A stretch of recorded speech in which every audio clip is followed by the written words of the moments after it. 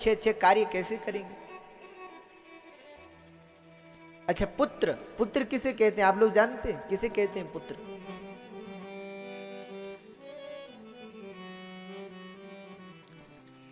तो बोले पुर नाम नरका त्रायते। पुर नाम के नरकों से जो तारण कर दे, जो पिता पूर्वज कोई नरक में भी पड़ा हो, उसके लिए अच्छे अच्छे कार्य कर कर उसे नरकों से उबार दे, वो पुत्र है। पुत्र वो है जो अपने पूर्वजों के निमित्त उनके कल्याण के लिए कुछ करे। अब जैसे यहां भागवत कथा हो रही है, तो हमारे यजमान परिवार अपने पितरों के कल्याणार्थ सुंदर श्रीमद् भागवत कथा का आयोजन करवा रहे हैं, तो यही तो पुत्र है। पुत्र केवल वो नहीं है जो पिता की संपत्ति का अधिकारी हो, पुत्र केवल वो नहीं है जो पिता की संपत्ति का उपभोग करे, बल्कि सच्चे अर्थ में पुत्र वो है जो अपने माता पिता का कल्याण करे, वो पुत्र है। तो हम तो कहते हैं एक बार जोरदार तालियां हमारी यजमान परिवार की, अपने पितृ देवताओं के कल्याण के लिए, अपने माता पिता के कल्याण के लिए, अपने पिताश्री के कल्याण के लिए इतने सुंदर कथा का आयोजन किया जा रहा है। और फिर कथा के लिए तो कहते हैं, श्रीमद् भागवत के लिए कहते हैं त्रिसप्तभी पिता पूतः। बोले जहां पर श्रीमद् भागवत का आयोजन होता है उसकी 21 पीढ़ी का कल्याण हो जाता है, एक दो का नहीं, 21 पीढ़ी का कल्याण हो जाता है।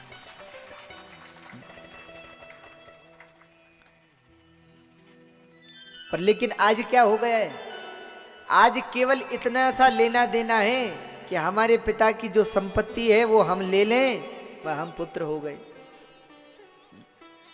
अच्छा, आप विचार कीजिए, हमारे पिताजी ने, हमारी माताजी ने, घर के पूर्वजों ने कितना कुछ हमारे लिए किया। आप लोग देखिए अपने बच्चों के लिए कितना कुछ कर रहे हैं। माता पिता अपने सुखों को अपने बालकों के लिए छोड़ देते हैं कि नहीं? अभी मान लीजिए आपके घर में छोटे छोटे बालक हैं जो पढ़ने वाले हैं, और आपको कहीं घूमने जाना है पर नहीं जा सकते, क्यों? कहीं बच्चों की पढ़ाई खराब ना हो जाए, ऐसा विचार आता है। अर्थात बालकों की पढ़ाई के लिए, उनके भले के लिए माँ बाप अपना सुख छोड़ देते, अपने लिए भले ही अच्छे वस्त्र खरीदे न खरीदे, पर बच्चों के लिए अच्छे वस्त्र खरीदने पड़ते हैं। अपने कई इच्छाएं रहती है, कई शौक रहते हैं, पर लेकिन छोड़ने पड़ते हैं बच्चों के लिए, आने वाली संतान के लिए जिम्मेदारियां होती हैं। तो उन बच्चों का भी ये कर्तव्य है कि वो अपने माता पिता जब तक जीवित हों उनकी खूब सेवा करे, और जब माता पिता की मृत्यु हो जाए तब उनके कल्याण के लिए कुछ ना कुछ जरूर करे। अगर इतना समर्थ ना हो कि इतनी बड़ी कथा न कर सके, तो कुछ ना कुछ तो जरूर करे उनके निमित्त, क्योंकि उन माता पिता ने अपने द्वारा कमाई गई सारी संपत्ति हमें ही तो दे दी है, तो हमारा भी कर्तव्य है। पर लेकिन आज क्या हो गया है, आज भैया बड़े बड़े आयोजन करना तो छोड़ो, पर लोग 13 दिन की भी जो शुद्धि है उसको भी नहीं रखते। माता पिता के लिए श्राद्ध तर्पण तो बहुत दूर की बात है। एक कथा हमने सुनी थी, बालक भी बड़े विचित्र हैं आजकल, पर माता पिता की, जो व्यक्ति अपने माता पिता की सेवा करता है, कहते हैं स्वयं भगवान भी उसके अधीन हो जाते हैं, इतनी महिमा है। आप लोग कहेंगे कैसे? तो एक बड़ी प्रचलित कथा है। महाराष्ट्र में एक गांव पड़ता है, एक स्थान पड़ता है, उसको बोलते हैं पंढरपुर, उसका नाम, आपने नाम सुना होगा, उसका नाम है पंढरपुर, महाराष्ट्र में पड़ता है। और वहां पूजा होती है, भगवान पंडरीनाथ की पूजा की जाती है। जैसे हमारे यहाँ भगवान कृष्ण को नागराज भगवान कहते हैं ना, वैसे वहां भगवान को पंडरीनाथ कहते हैं। तो वहां की एक बड़ी प्रचलित कथा है। बोले उस पंढरपुर में एक भक्त रहते थे, उनका नाम था पुंडरीक। क्या नाम था? पुंडरीक नाम था। और वो भक्त बड़े पत्नी भक्त, वो जो पुंडरीक जी थे बड़े पत्नी भक्त थे, माता पिता की ओर कोई खास ध्यान देते नहीं थे। बुढ़ापा आ गया माँ बाप को, तो माँ बाप ने कहा कि पुत्र, तुम्हारा कर्तव्य है कि हमें थोड़ा सा तीर्थ में दर्शन करवा लाओ, बुढ़ापा आ गया है, कभी भी मौत आ सकती है, कभी भी मरना पड़ सकता है, तो 2-4 तीर्थों के दर्शन हमको करवा दो, तो तीर्थ दर्शन से कुछ हमें पुण्य मिलेगा, कुछ लाभ होगा। तो पुंडरीक ने सोचा कि अब ये इतना कह रहे हैं, माँ बाप रोने लगे, आंखों में आंसू आ गए, तो पुंडरीक ने सोचा कि चलो इनको तो थोड़ा तीर्थों में घुमा लाते। तो माँ बाप को कह दिए कि ठीक है, इस दिन हम जाएंगे, तैयार रहना, चलेंगे। बात पक्की हो गई। अब जिस दिन जाने लगे तो पत्नी से उन्होंने कहा कि हम जा रहे हैं, तो पहले तो पत्नी नाराज हो गई कि हमसे पूछा क्यों नहीं, मैं तुम बिन बोले के, हमसे बिन पूछे कैसे बोल देते हो, पहले हमसे पूछनी, सलाह करनी थी। तो पुंडरीक ने कहा कि देवी कुछ ऐसा ध्यान में रहा नहीं, पर हम बता रहे हैं, तो हम जाएंगे, जल्दी आ जाएंगे। तो पत्नी ने कहा कि क्यों, हम हमारा मन नहीं होता है कहीं जाने का, हम भी आएंगे। तो पुंडरीक ने कहा कि ये तो बहुत अच्छी बात हो जाएगी अगर तुम चलोगी, मैं तुम्हारे बिना हमारा मन भी नहीं लगेगा, तुम चलोगे तो बढ़िया तीर्थ दर्शन हो जाएगा। पर पत्नी ने कहा एक समस्या है, ये हकीकत घटना है, सच्ची घटना है बिल्कुल। तो पत्नी ने कहा कि महाराज हमारे पैर बड़े कोमल हैं, और उस जमाने गाड़ी की सुविधाएं थी नहीं, पैदल जाना पड़ता था। बोले हम पैदल तो जा नहीं सकते। तो पुंडरीक ने कहा तुम चिंता मत करो, कुछ व्यवस्था करेंगे। पत्नी ने कहा व्यवस्था नहीं, एक काम करो, तुम हमें अपने कंधे पे बिठा करके ले जाना। और पुंडरीक जी भी बड़े पत्नी भक्त थे, तो वो तैयार हो गए, ठीक है। तो माँ बाप को लिया, पत्नी को कंधे पे बिठाया।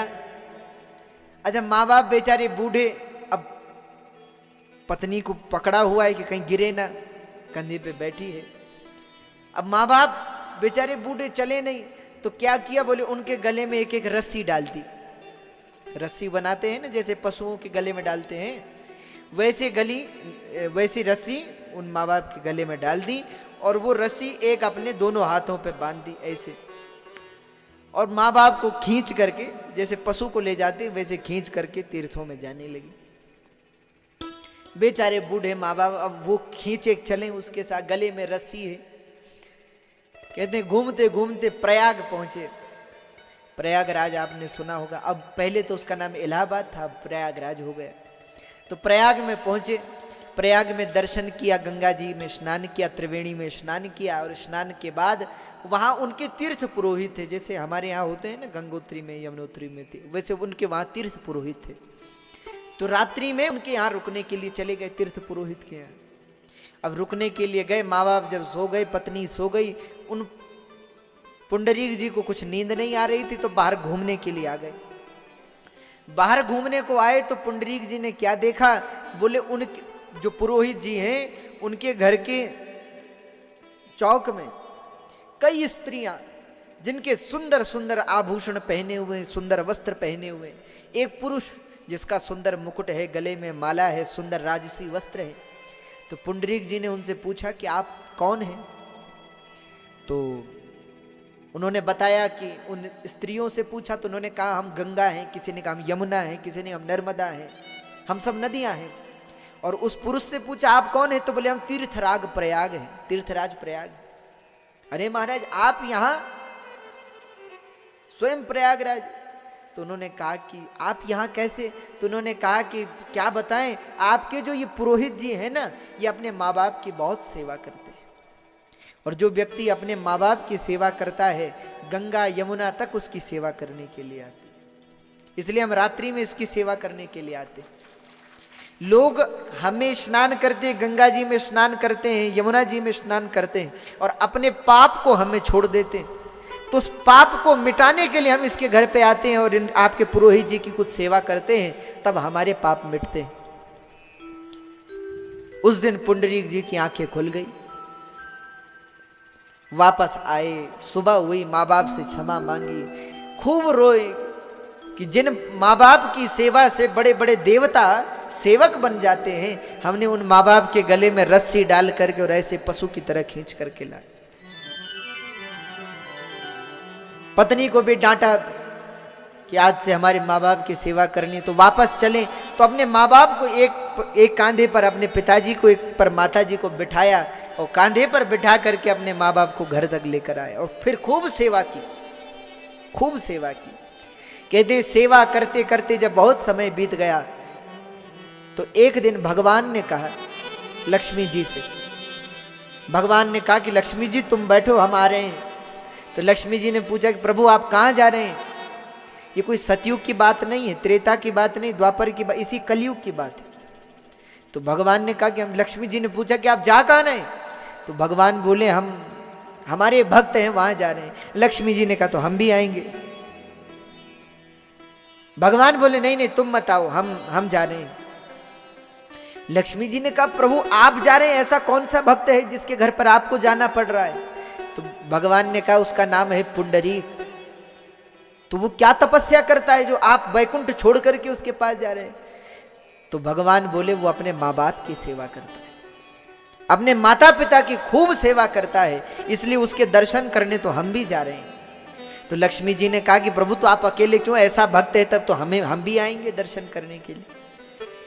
भगवान ने कहा लक्ष्मी जी हमारे भक्त लोग जरा हमारी इज्जत कम करते, इतना ज्यादा हमको पूछते नहीं है। तो कुछ अगर ज्यादा पूछे नहीं हमको तो नाराज मत होना। लक्ष्मी जी ने कहा नहीं नहीं प्रभु कैसी बात करें, हम भी आएंगे, कोई हम नाराज नहीं होंगे। तो लक्ष्मी जी और स्वयं नारायण पुंडरीक के घर पे पहुंच गए रात में, और रात्रि का समय था। पुंडरीक जी अपने माता पिता के पैर दबा रहे थे, चरण दबा रहे थे। अच्छा पुंडरीक जी ने देख लिया कि भगवान और लक्ष्मी जी साक्षात आए हुए, पर भगवान के पास गए नहीं, अपने माँ बाप के पैर दबाते रहे। अच्छा भगवान बहुत देर से खड़े, लक्ष्मी जी खड़ी। लक्ष्मी जी सोच रहे हैं कि ये कैसा भक्त है, साक्षात भगवान आए हुए हैं और ये न तो नमस्कार न प्रणाम न कुछ, न बैठने का स्थान, ही अपना काम में लगा हुआ, ये कैसा भक्त है। तो भगवान ने आंख से इशारा किया पुंडरीक जी को। अरे बोले हम तो कुछ नहीं, पर हमारी पत्नी जी नाराज हो रही हैं, हम लोग कहीं जहां हम जाते हैं वहां हमारा बड़ा स्वागत होता है, तुम्हारे घर पे आए तुम बैठने को जगह नहीं दे रहे हो। तो पुंडरीक जी ने वहीं पर एक ईंट पड़ी हुई थी, ईंट होती है ना, एक ईंट पड़ी हुई थी, वो ईंट उठाई और ईंट फेंकी, बोले इस पे बैठ जाओ, भगवान को कहा। तो भगवान उस ईंट पर जाकर के खड़े हो गए। तो जब माता पिता के चरण दबा लिए, माँ बाप को नींद आ गई, देख लिया पुंडरीक ने सो गए हैं गहरी नींद में, तब आए, भगवान को दंडवत प्रणाम किया, नमस्कार किया, लक्ष्मी जी को नमस्कार किया। भगवान ने कहा भैया हम कब के आए हुए हैं और तुम इधर क्यों नहीं आ रहे थे? पुंडरीक ने कहा प्रभु इन माता पिता की सेवा के कारण आप मेरे दरवाजे पर आ गए, अगर मैं सेवा करना छोड़ देता तो क्या ये तो आप अंतर ध्यान हो जाते। इन माँ बाप की सेवा के प्रभाव से ही तो आप आए हैं, तो इन माँ बाप को कैसे छोड़ देता, इसलिए उनके चरण दबाता रहा। जब पुंडरीक जी जब आए तो भगवान ने कहा मांगो क्या चाहिए तुम्हें? तो उन्होंने कहा बोले आज से आप इसी ईंट पर नित्य विराजमान रहना। तो उस समय से और आज तक भगवान पंढरपुर में उसी ईंट पर खड़े हैं। पंडरीनाथ भगवान कितनी सुंदर मूर्ति है जो उसी ईंट पर खड़ी है। तो ये प्रभाव है सेवा करने का।